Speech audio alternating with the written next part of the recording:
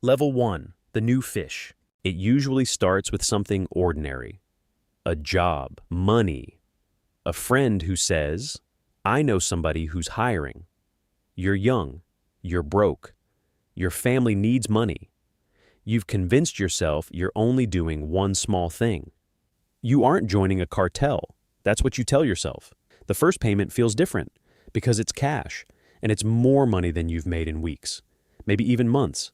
Suddenly, problems that felt impossible yesterday seem solvable. Bills can be paid, food can be bought.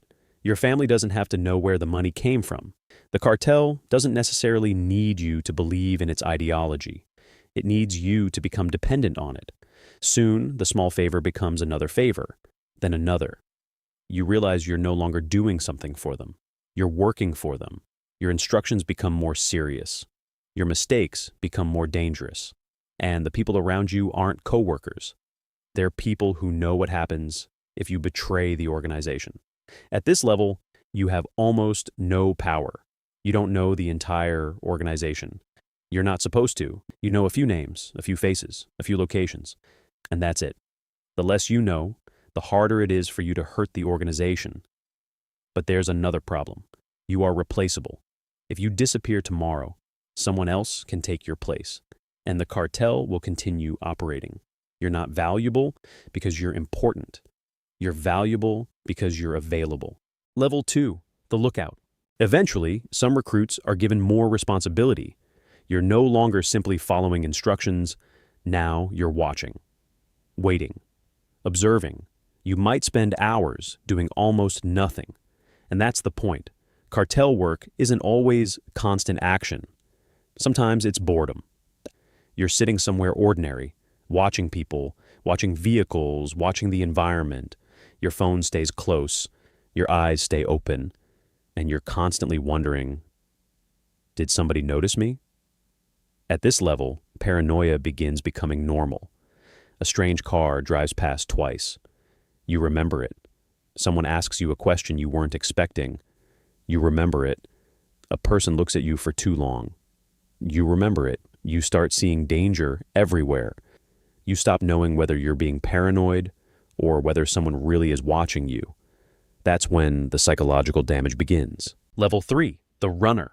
Then comes another promotion. You're trusted with movement, messages, money, packages, people. Your world gets bigger, but so does your risk. You now know more, and knowing more makes you dangerous to the organization, even if you never intended to be. At first, the money is exciting. You begin buying things, new clothes, a better phone, maybe a better car. People notice, and they start asking questions. Where did you get the money? You laugh, you lie, you invent a story, and every lie creates another lie. Eventually, you can't remember what you've told people. Your mother believes you have a normal job. Your girlfriend believes you're working late. Your friends think you've suddenly become successful, but you know the truth. And every time your phone rings, your stomach tightens because one call could change everything. Level 4, the enforcer. This is where cartel life changes completely. The organization needs people willing to use violence. And if you're selected, you become one of them. At first, you may believe that violence gives you power. People become afraid of you. Doors open. People stop arguing. Your reputation grows. But violence has a cost that isn't always visible immediately. The first time can change you. The second time may change you differently. You learn to suppress emotions. You learn not to ask questions. You learn not to hesitate. The cartel doesn't only use you against its enemies. It can use you against its own people. Someone disobeys? You're sent. Someone steals? You're sent. Someone becomes a liability? You're sent. And suddenly, you understand the real rule. You aren't feared because you're powerful. You're feared because someone more powerful can point at you and tell you what to do. You might have people afraid of you, but you're still afraid of someone else. Level 5, the crew leader. Now imagine you're responsible for other people. You have your own crew, your own reputation, your own territory. Your orders carry weight. This is where the money becomes serious. You can afford expensive clothes, luxury cars, large houses. People begin recognizing your name. From the outside, you've made it. But your problems have changed. You aren't worrying about getting paid anymore. You're worrying about everyone underneath you. Who's loyal? Who's scared? Who's ambitious? Who's talking? Who's secretly working with somebody else? And the biggest question, who wants your position? Because power creates competition.